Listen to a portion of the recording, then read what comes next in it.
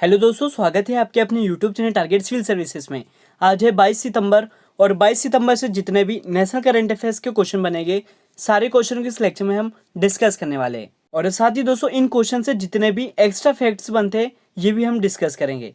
तो सबसे पहले हम बात करते हैं जो लास्ट क्लास में आपसे क्वेश्चन पूछा गया था। तो आपसे क्वेश्चन पूछा गया था कि राष्ट्रीय वन्यजीव दिवस 2021 कब मनाया गया है। तो इस दिवस को मनाया गया दोस्तों 4 सितंबर को। करेक्ट आंसर क्या हो जाएगा यहाँ पे? Option third. तो याद रखना आपको कि राष्ट्रीय वन्यजीव दिवस प्रतिवर्ष भारत में 4 सितंबर को मनाया जाता है। और यहाँ पे दोस्तों सबसे पहले हम जानेंगे कि ये जो राष्ट्रीय वन्यजीव दिवस है इसको मनाने का उद्देश्य क्या है। तो दुनिया भर में तेजी से विलुप्त हो रही वनस्पतियां और जीव जंतुओं की प्रजातियों की सुरक्षा के लिए लोगों में जागरूकता पैदा करना इसका मुख्य उद्देश्य है। और इस वर्ष की जो थीम है वो क्या है दोस्तों? तो forest and livelihoods sustaining people and planet, ये इस वर्ष की थीम है।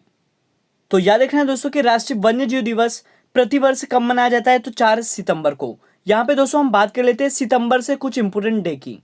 तो फर्स्ट है दोस्तों अंतर्राष्ट्रीय साक्षरता दिवस, 8 सितंबर को मनाया जाता है। राष्ट्रीय वन्यजीव दिवस कब मनाया जाता है? तो ये 4 सितंबर को। राष्ट्रीय शिक्षक दिवस प्रतिवर्ष 5 सितंबर को मनाया जाता है। और हिमालय दिवस 9 सितंबर को मनाया जाता है। और विश्व प्राथमिक उपचार दिवस ये कब मनाया जाता है? तो 11 सितंबर को। और वर्ल्ड सुसाइड प्रिवेंशन डे प्रतिवर्ष 10 सितंबर को मनाया जाता है। और इम्पोर्टेंट क्वेश्चन है दोस्तों कि राष्ट्रीय इंजीनियर्स दिवस कब मनाया जाता है? तो ये 15 सितंबर को। और साथ ही आपको याद रखना है कि हिंदी दिवस कब मनाया जाता है? तो ये 14 सितंबर को मनाया जाता है। और विश्व ओजोन दिवस कब मनाया जाता है? तो ये 16 सितंबर को। ये सभी इंपोर्टेंट डे है दोस्तों जो आपके एग्जाम में पूछे जा सकते हैं। तो अभी स्टार्ट करते हैं दोस्तों आज के करंट अफेयर्स। पहला क्वेश्चन है कि हाल ही में जारी ग्लोबल इनोवेशन इंडेक्स में कौन सा देश शीर्ष पर रहा है? तो दोस्तों ये जो ग्लोबल इनोवेशन इंडेक्स है इसे हाल ही में जारी किया गया है और इसमें शीर्ष पर रहने वाला देश है स्विट्जरलैंड। करेक्ट आंसर क्या हो जाएगा यहाँ पे? ऑप्शन 1। तो दोस्तों मैं आपको बता दूं कि ये जो ग्लोबल इनोवेशन इंडेक्स है तो इस ग्लोबल इनोवेशन में दोस्तों 132 देश शामिल थे, जिनमें हम भारत की बात करें तो भारत की जो रैंक है वो कौन सी है? तो ये 46वीं है। याद रखना आपको कि भारत की रैंक कौन सी है? तो ये 46वीं है। यहाँ पे दोस्तों हम बात करें टॉप 3 की जो ये ग्लोबल इनोवेशन इंडेक्स है इसमें टॉप 3 कंट्री कौन कौन सी है? तो पहले स्थान पर है स्विट्जरलैंड, दूसरे स्थान पर है दोस्तों स्वीडन है और तीसरे स्थान पर है अमेरिका। ये 3 प्लेस तक तो आपको याद रखना है। और साथ ही आपको इंडिया की जो रैंक है वो याद रखना है, वो कौन सी है दोस्तों? तो 46वीं रैंक है। और कितने देशों में? तो 132 देशों में। और अब चलते हैं नेक्स्ट क्वेश्चन की ओर। नेक्स्ट क्वेश्चन है कि हर साल अंतर्राष्ट्रीय शांति दिवस मतलब इंटरनेशनल डे ऑफ पीस कब मनाया जाता है? तो ये मनाया जाता है दोस्तों 21 सितंबर को। करेक्ट आंसर क्या हो जाएगा यहाँ पे? ऑप्शन 2। तो दोस्तों आपको याद रखना है कि अंतर्राष्ट्रीय शांति दिवस हर साल 21 सितंबर को दुनिया भर में सभी देशों और लोगों के बीच शांति के आदर्श को मजबूत करने के लिए मनाया जाता है। यहाँ पे हम बात करें इस वर्ष की थीम क्या है? तो इस वर्ष की जो थीम है दोस्तों वो है recovering better for an equitable and sustainable world. ये इस वर्ष की थीम है। और मैं आपको बता दूं दोस्तों कि यह दिन जाति, लिंग, धर्म और भाषा के बावजूद अंतर्राष्ट्रीय सहयोग प्राप्त करने, मानव अधिकार के सम्मान को बढ़ावा देने और स्वतंत्रता को बढ़ावा देने के लिए मनाया जाता है। करेक्ट आंसर हो गया यहाँ पे ऑप्शन 2, 21 सितंबर। अंतर्राष्ट्रीय शांति दिवस कब मनाया जाता है? तो 21 सितंबर को मनाया जाता है। और अब चलते हैं नेक्स्ट क्वेश्चन की ओर। क्वेश्चन है कि हाल ही में जारी खाद्य सुरक्षा सूचकांक में कौन शीर्ष पर रहा है? तो दोस्तों मैं आपको बता दूं कि हाल ही में खाद्य सुरक्षा सूचकांक को जारी किया गया है और इसमें जो शीर्ष स्थान पर रहने वाला राज्य है वो गुजरात है। यहाँ पे करेक्ट आंसर क्या हो जाएगा? ऑप्शन 3।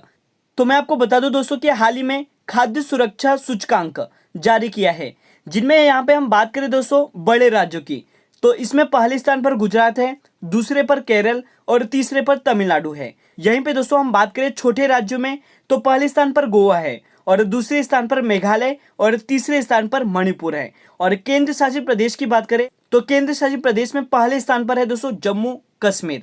याद रखना आपको ये सभी इंपोर्टेंट पॉइंट है खाद्य सुरक्षा सूचकांक से जो आपके एग्जाम में पूछे जा सकते हैं। और अब चलते हैं नेक्स्ट क्वेश्चन की ओर। क्वेश्चन है दोस्तों कि हाल ही में किस देश ने तियानझाओ-3 कार्गो अंतरिक्ष यान लॉन्च किया है? तो दोस्तों मैं आपको बता दूं कि ये जो तियानझाओ-3 कार्गो अंतरिक्ष है इसे लॉन्च किया है चाइना ने। करेक्ट आंसर क्या हो जाएगा यहाँ पे? ऑप्शन 2। तो दोस्तों चाइना ने अपने नए अंतरिक्ष स्टेशन के लिए तियानझाओ 3 कार्गो अंतरिक्ष यान लॉन्च किया है। यहाँ पे हम बात करें दोस्तों चाइना की, जिसकी राजधानी है बीजिंग, और यहाँ की जो करेंसी है वो रेनमिनबी भी है, और यहाँ के जो वर्तमान में प्रेसिडेंट है वो सी जिनपिंग है। और साथ ही दोस्तों इंपॉर्टेंट पॉइंट है चाइना से, तो ये याद रखना है आपको कि जो मार्स रोवर झुरोंग है यह मंगल ग्रह पर सफलतापूर्वक उतारा था किसने, तो चाइना ने। और साथ ही इंपॉर्टेंट क्वेश्चन है कि ई कचरे का जो सबसे बड़ा उत्पादक देश है वो कौन सा है, तो ये चाइना ही है। ये सभी इंपॉर्टेंट पॉइंट है जो आपको याद रखना है। और अब चलते हैं नेक्स्ट क्वेश्चन की ओर। क्वेश्चन है कि हाल ही में फेसबुक इंडिया ने किसे सार्वजनिक नीति प्रमुख के रूप में नियुक्त किया है, तो ये नियुक्त किया दोस्तों राजीव अग्रवाल को। करेक्ट आंसर क्या हो जाएगा यहाँ पे ऑप्शन 1। और आप देख सकते हो दोस्तों ये है राजीव अग्रवाल, जिन्हें फेसबुक इंडिया ने सार्वजनिक नीति प्रमुख के रूप में नियुक्त किया गया है। तो यहाँ पे दोस्तों हम बात कर लेते हैं फेसबुक की। तो यह एक सोशल नेटवर्किंग साइट है जिसकी स्थापना 2004 में की गई थी, और इसका मुख्यालय कैलिफोर्निया यूएसए में स्थित है। और वर्तमान में और फेसबुक के सीईओ कौन है दोस्तों, तो ये मार्क जुकरबर्ग है। तो ये सभी इंपॉर्टेंट पॉइंट है जो आपको फेसबुक से याद रखने हैं। और अब चलते हैं नेक्स्ट क्वेश्चन की ओर। क्वेश्चन है कि हाल ही में भारत और किस देश की नौसेना के बीच समुद्र शक्ति अभ्यास आयोजित किया जा रहा है।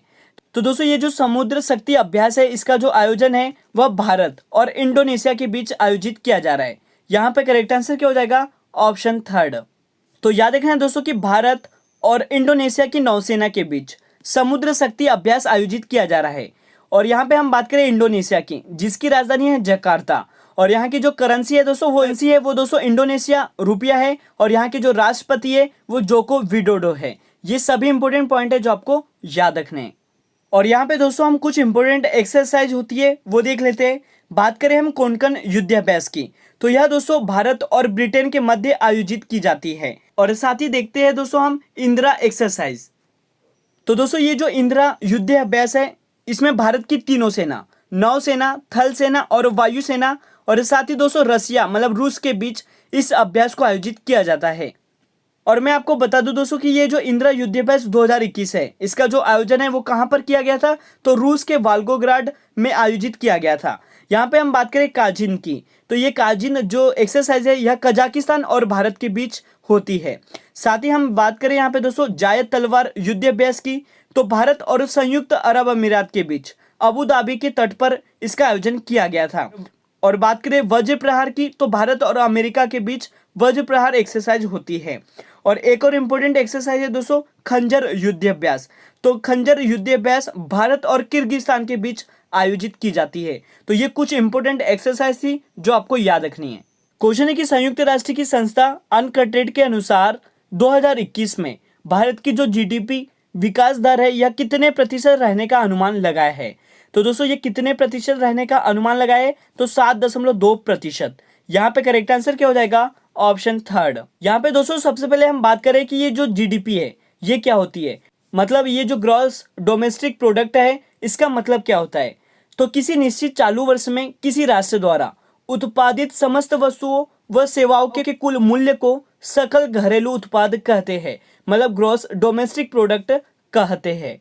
तो यहाँ पे दोस्तों मैं आपको बता दूं कि व्यापार और विकास पर संयुक्त राष्ट्र सम्मेलन अनकटेड ने भारत की आर्थिक विकास दर को 2020 में जो 7% थी, और अब 2021 की हम बात करें तो ये कितने प्रतिशत रहने का बताया है, तो ये 7.2% रहने का बताया है। तो यहाँ पे याद रखना है दोस्तों करेक्ट आंसर क्या हो जाएगा, ऑप्शन 3।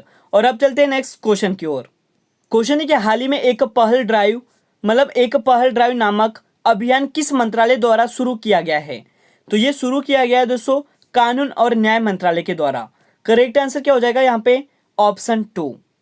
तो दोस्तों मैं आपको बता दूं कि कानून और न्याय मंत्रालय के तहत न्याय विभाग ने टेली लॉ के तहत बड़े पैमाने पर पंजीकरण को प्रोत्साहित करने के लिए एक अभियान चलाया है। और ये जो एक पहल ड्राइव है इसका मुख्य उद्देश्य क्या है, तो घर घर तक न्याय पहुंचाना इसका मुख्य उद्देश्य है। और यहाँ पे दोस्तों हम बात करें कि ये जो कानून और न्याय मंत्री है इसके वर्तमान में मंत्री कौन है, तो ये किरण रिजिजू है।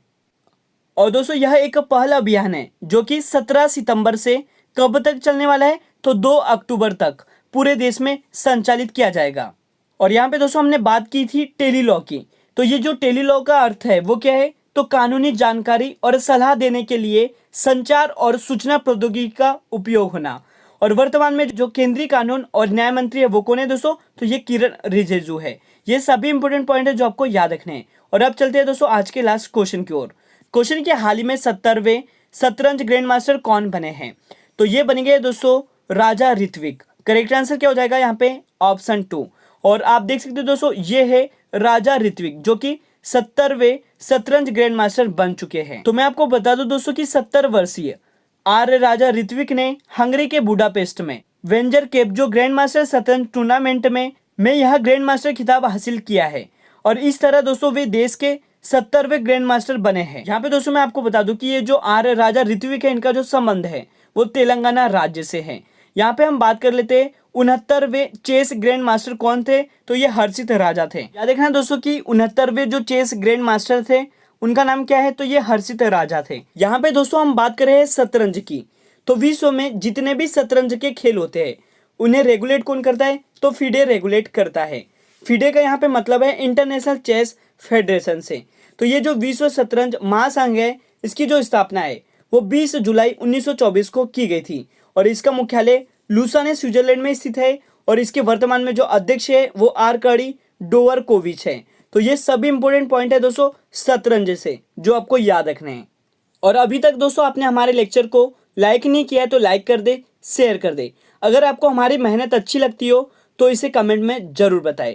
और आज का जो क्वेश्चन ऑफ द डे है वो है आपके लिए कि हाल ही में टेस्ट में सबसे तेज 100 विकेट लेने वाले भारतीय गेंदबाज कौन बने हैं। इसका सही जवाब आपको कमेंट सेक्शन में देना है। तो आज का लेक्चर दोस्तों यहीं पर एंड होता है। आपको हमारा लेक्चर अच्छा लगा हो तो इसे लाइक करिए, शेयर करिए। अगर आप इस चैनल पर नए हो तो इसे सब्सक्राइब भी जरूर करें। Thank you so much guys for watching this video. Bye bye, take care.